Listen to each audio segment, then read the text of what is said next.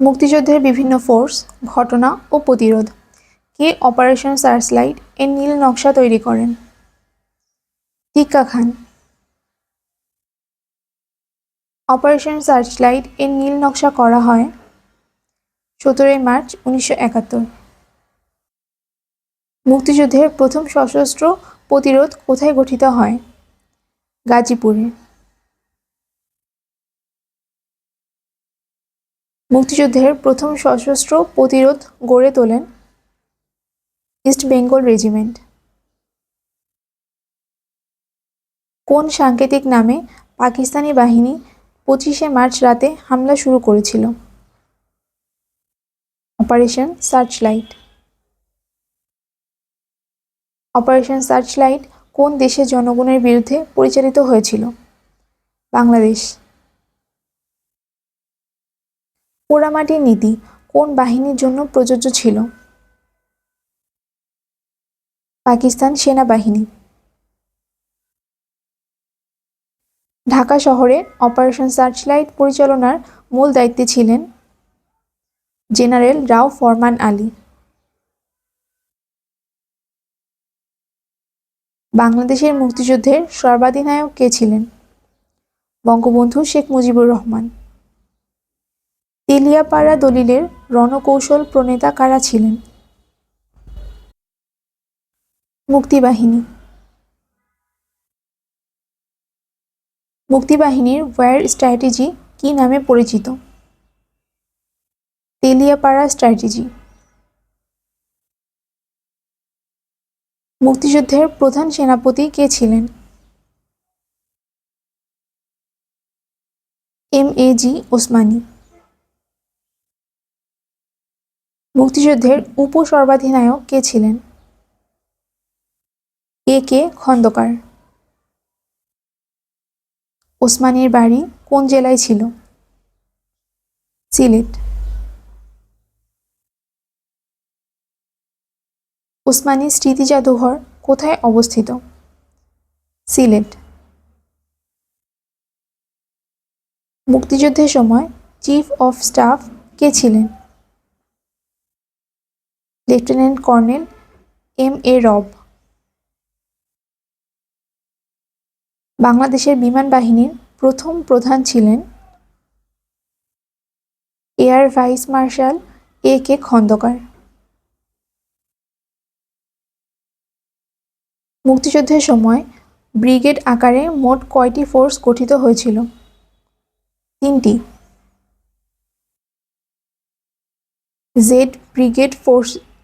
Z force ব্রিগেডের প্রধান ছিলেন জিয়াউর রহমান। কে ফোর্সের প্রধান ছিলেন খালেদ মোশাররফ। 1971 সালে মুক্তিযুদ্ধের সময় বাংলাদেশের নৌ কমান্ডারদের পরিচালিত অভিযান কী নামে পরিচিত? Operation jackpot. নিচের কোন বাহিনীর জন্ম ভারতে? মুজিব বাহিনী, বিএলএফ।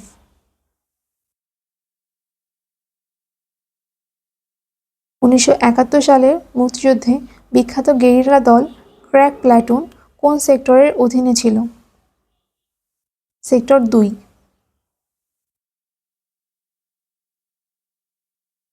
শহীদ মুক্তিযোদ্ধা শাফি ইমাম রুমী মুক্তিবাহিনীর কোন গেরিলা দলের সদস্য ছিলেন? Crack platoon. মুক্তিযুদ্ধকালে বাংলাদেশকে কয়টি সেক্টরে ভাগ করা হয়? 11টি। মুক্তিযুদ্ধের সময় সমগ্র বাংলাদেশকে কয়টি সাব সেক্টরে বিভক্ত করা হয়? 64টি। মুক্তিযুদ্ধের সময় সমগ্র বাংলাদেশকে কয়টি সাব সেক্টরে বিভক্ত করা হয়? 64টি।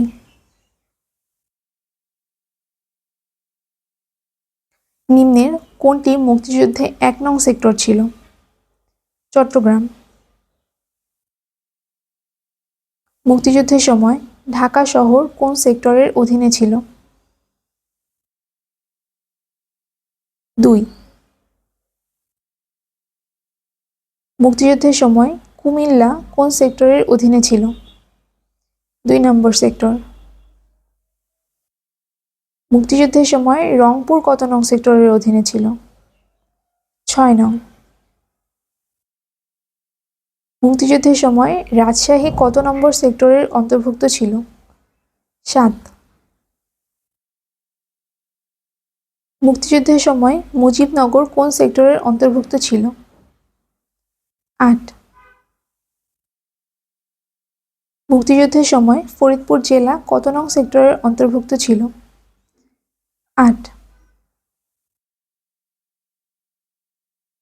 মুক্তিযুদ্ধের সময় বরিশাল কত নম্বর সেক্টরের অন্তর্ভুক্ত ছিল? 9 নম্বর।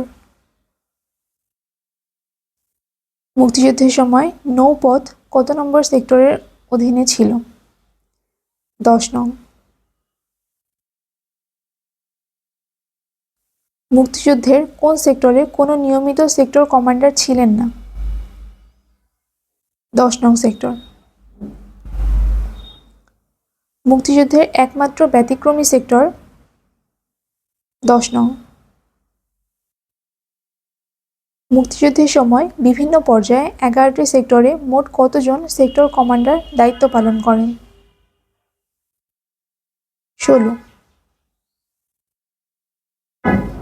মুক্তিযুদ্ধের সময় 2 নং সেক্টরের কমান্ডার কে ছিলেন? মেজর খালেদ মোশাররফ।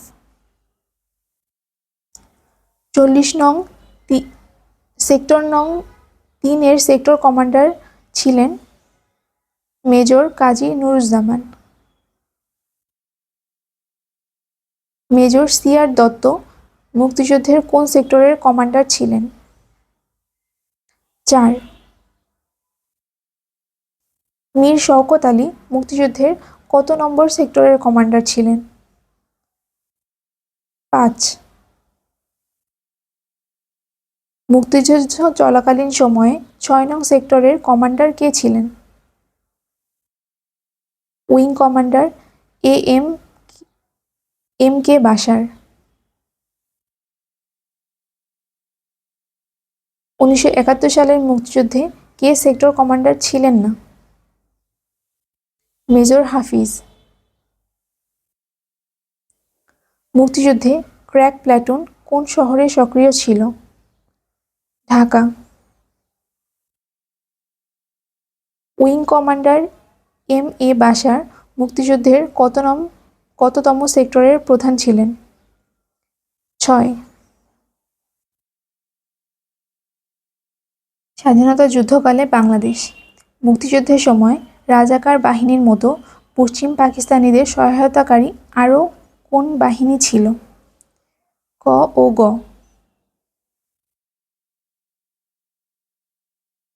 বাংলাদেশের মুক্তিযুদ্ধের সময়ে কোন তারিখে ভারত পাকিস্তানের বিরুদ্ধে আনুষ্ঠানিক যুদ্ধ ঘোষণা করে? 3 ডিসেম্বর 1971।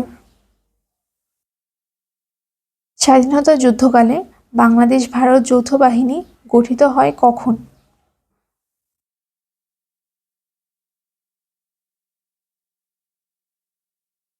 21 নভেম্বর 1971। বাংলাদেশে সশস্ত্র বাহিনী দিবস কোনটি? 21 নভেম্বর। বাংলাদেশের মুক্তিযুদ্ধের সময় সর্বপ্রথম কোন এলাকা মুক্ত হয়? যশোর ও সিলেট। বাংলাদেশের মুক্তিযুদ্ধে প্রথম শত্রুমুক্ত জেলার নাম? যশোর। মুক্তিযুদ্ধকালীন কোন তারিখে বুদ্ধিজীবীদের ওপর ব্যাপক হত্যাকাণ্ড সংঘটিত হয়? 14 ডিসেম্বর 1971। শহীদ বুদ্ধিজীবী দিবস কবে পালন হয়? 14 ডিসেম্বর। 1971 সালে মুক্তিযুদ্ধে একজন বিখ্যাত দার্শনিক শহীদ হন, তার নাম কি? জি.সি. দেব। ডক্টর গোবিন্দচন্দ্র দেব ছিলেন একজন দার্শনিক। গোবিন্দচন্দ্র দেব ঢাকা বিশ্ববিদ্যালয়ের কোন বিভাগে অধ্যাপনা করতেন?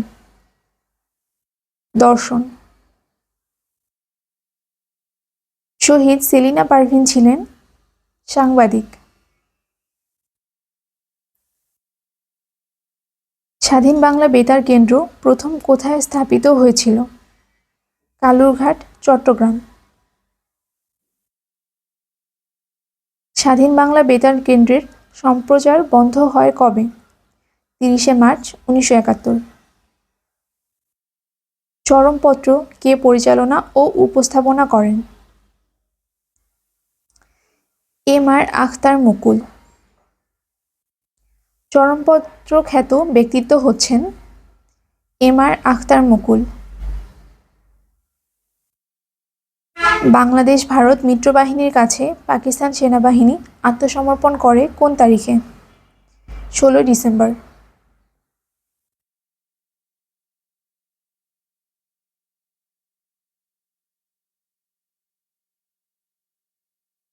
ঢাকার রেসকোর্সে আত্মসমর্পণ দলিলে স্বাক্ষর করেন জেনারেল জগজিৎ সিং অরোরা ও জেনারেল নিয়াজি।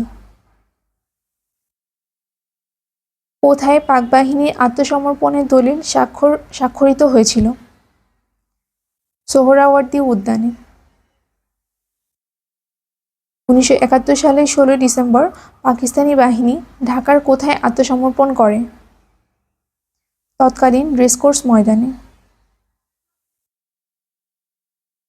বাংলাদেশের মুক্তিযুদ্ধের সময় ভারত বাংলাদেশ যৌথ বাহিনীর অধিনায়ক কে ছিলেন?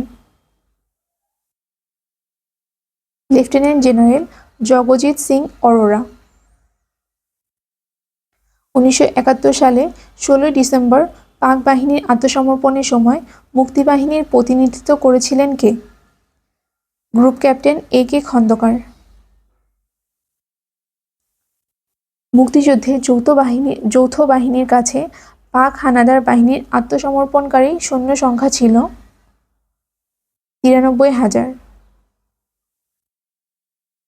বাংলাদেশের বিজয় দিবস পালিত হয় কোন তারিখে? 16 ডিসেম্বর। 1971 ইংরেজি সনের 16 ডিসেম্বর বাংলা কত সন? 1378। 1971 সালে মুজিবনগর সরকার কর্তৃক প্রকাশিত পত্রিকার নাম ছিল জয় বাংলা। স্বাধীন বাংলা বেতার কেন্দ্রের জনপ্রিয় অনুষ্ঠান কোনটি? চরমপত্র। স্বাধীন বাংলা বেতার কেন্দ্র থেকে প্রচারিত অনুষ্ঠান নয় কোনটি? চরম পাঠ।